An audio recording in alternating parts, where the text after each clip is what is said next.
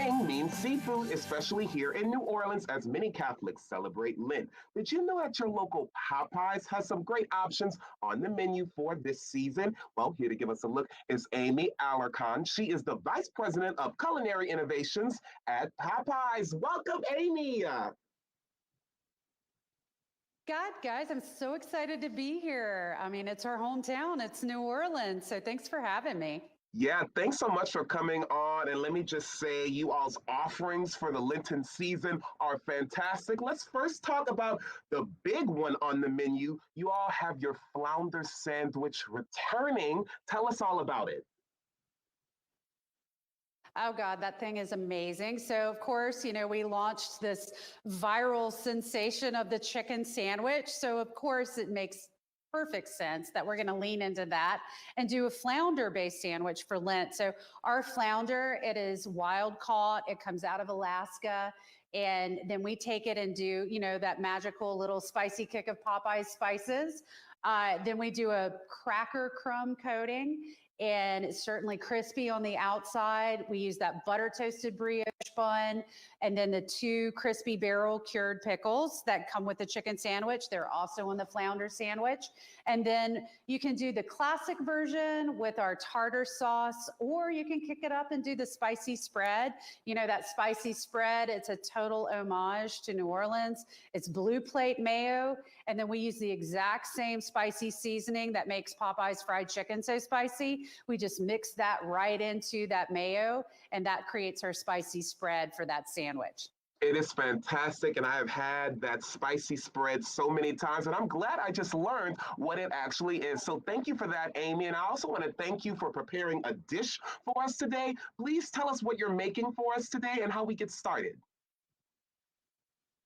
Okay, so if you guys are like me and you work all day long and then you get home and you're trying to get dinner done in 30 minutes or less, this is my way of doing barbecue shrimp and grits very quickly. I go ahead and I start with already peeled, because you're just going straight into, like, normally barbecue shrimp, I want it head on, shell on, everything. But this is for a nice, comfort food meal. So I typically do a little bit. This is Creole seasoning. I'm partial to Tony's. Some people like Slap Ya Mama. Of course, there's always Magic Seasonings blend.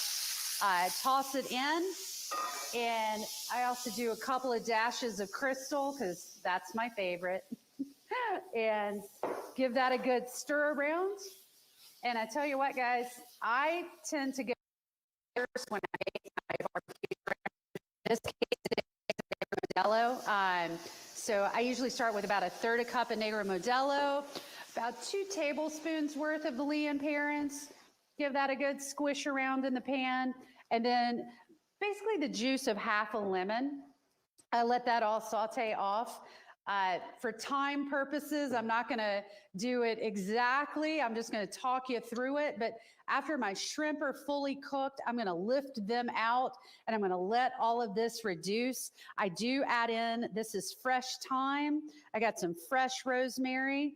Of course, you got your lots of garlic in here. You can't have too much garlic, right?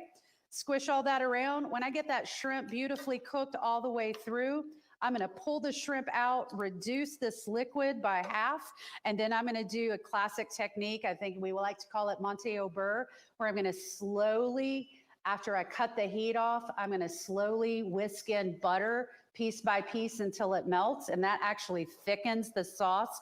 And then I serve it over grits. Put a little nice sprig of rosemary on there. And for grits, I tell you what, my quick hack sometimes, if I don't have the time to make, because I always recommend good stone ground grits, but you can get those tubes of polenta at the grocery store. Polenta is the kissing cousin, the Italian cousin of grits. And then I just take that and soften it up with a little stock and some cream, and that creates an amazing, nice palette to do your shrimp and grits on. Okay, honestly, Amy, I just wrote down so many great tips that you gave us. Putting a little bit of beer in the sauce, that's genius. Then that technique with the butter and then the polenta if you're not wanting to use grits. So many great tips you just gave us this morning. Thank you so much for that. And in the time we have left, I want to talk a little bit more about the offerings you all have at Popeyes. You all have shrimp as well for the Lenten season, but if you're not even looking for a seafood option, you all's macaroni and cheese obviously is meatless. It's you all's newest item. It is fantastic. Let me tell you that. Tell us a little bit about it.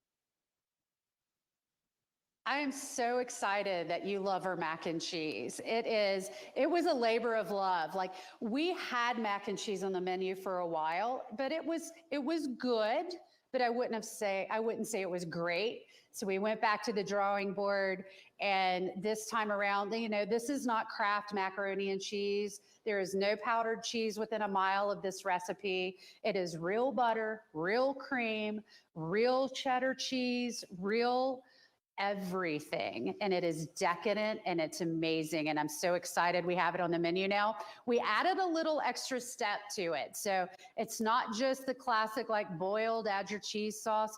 We actually put it into a pan, add more cheddar cheese over the top of it, and bake it off in the oven before we serve it. So it is, if you get it just right with that crunchy, crispy cheese on top and that melted cheesy base around the noodle, it is so decadent and yummy. And It is again, delicious.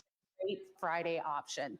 So, so good. I thought that the red beans were my favorite side, but the macaroni and cheese, it is right there. Now you need to bring back the onion rings, okay? Because I want to have those as well. Amy, thank you so much for joining us this morning. And hey, to learn more about the seafood options they are offering at Popeyes, head over to Popeyes.com. Stick with us, everyone. We'll be right back.